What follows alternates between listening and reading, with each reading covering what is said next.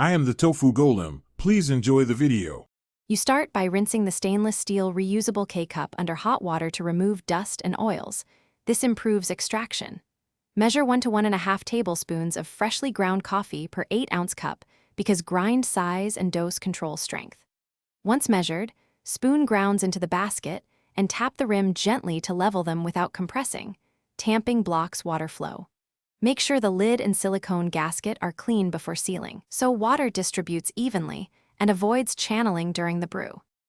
Next, you insert the filled K-cup into the brewer the same way as a disposable pod, aligning tabs or notches for your model so it seats properly.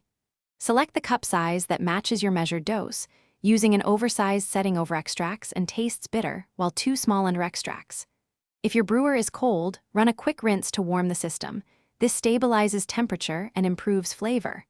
Once brewing starts, watch for a steady, even flow. Sputtering can indicate blockage or overly fine grounds. After brewing, you should dump used grounds right away to prevent buildup and odors. Rinse the basket and use a small brush to clear the mesh holes, then let it air dry to avoid trapped moisture. Once a week, soak the parts in a vinegar or baking soda solution to remove oils and mineral deposits, and inspect the silicone gasket for wear. If flow is slow or your coffee tastes weak, make sure grind size isn't too fine or packed. Coarser grounds and a light loosen can restore proper extraction. Thanks for watching. Consider subscribing if we helped you today.